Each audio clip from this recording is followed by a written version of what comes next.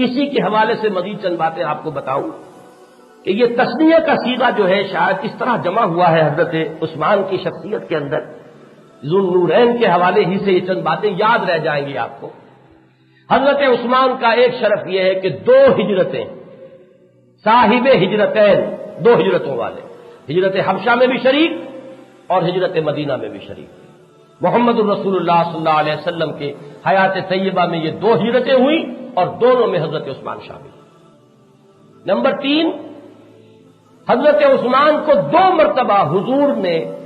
ان کی غیبوبت کے باوجود حاضر فرض کیا، 2 مرتبہ ہوا۔ ایک تو غزوہ بدر میں حضرت عثمان شریک نہیں تھے، چونکہ حضور کا حکم تھا کہ اپنی زوجہ محترمہ حضرت رقیہ بنت رسول رضی اللہ تعالی عنہا ان کی تیمارداری کے لیے عثمان تم رک جاؤ،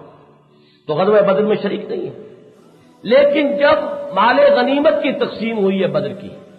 تو حضور نے حضرت عثمان کا حصہ بھی لگایا، اس لیے کہ وہ حکم روکے گئے تھے حضور صلی اللہ علیہ وسلم کے حکم سے، لہذا موجود نہیں ہے مگر موجود فرض کیے جا رہے ہیں۔ تو یہ ایک مرتبہ غزوہ بدر پر ہوا، دوسری مرتبہ صلح حدیبیہ، حضرت عثمان نہیں ہے، اور یہ تو صلح لی ہی، وہ جو بیعت رضوان ہوئی ہے وہ ہوئی اس وجہ سے کہ خبر یہ اڑ گئی تھی کہ شاید انہیں شہید کر دیا گیا ہے، تو حضور نے پھر بیعت لی صحابہ سے، بیعت علی الموت یا بیعت علی لا نفر، اللہ نفر، اس بات کی بیعت کہ ہم پیٹھ نہیں دکھائیں گے، اب ہم یعنی پیٹھ موڑ کر نہیں بھاگیں گے، اپنی گردنیں یہیں کٹوا دیں گے۔ سب نے موت پر بیعت کی ہے حضور صلی اللہ علیہ وسلم سے۔ اس وقت حضور نے پھر آخر میں اپنے ہی ایک ہاتھ کو اپنے ہاتھ پر رکھ کر کہا یہ ہاتھ عثمان کا ہے اور یہ عثمان کی بیعت ہے۔ تو معلوم یہ ہوا کہ 2 مواقع ہیں جن میں حضرت عثمان کے عدم موجودگی جو ہے بالفعل اس کے باوجود انہیں موجود تسلیم کر کے محمد رسول اللہ صلی اللہ علیہ وسلم نے معاملہ فرمایا کہ بدر کے مال غنیمت میں سے حصہ دیا، اور بیعت رضوان میں، اور اس سے بڑی اب کیا بات ہوگی غور کیجئے، اس سے بڑی سعادت، اس سے بڑی فضیلت کہ حضرت عثمان کا ہاتھ قرار دیا ہے حضور نے اپنے دستے مبارک کو،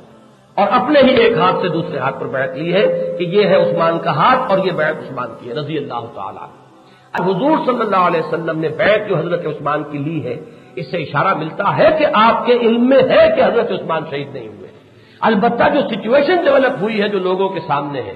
جو علی رؤوس الاشہاد جو صورتحال ہے، اس کا تقاضا تھا جو آپ نے پورا کیا کہ اب اگر یہ صورتحال ہے تو آؤ بیعت کرو، اور بیعت ہوئی ہے اور بیعت علی الموت ہوئی۔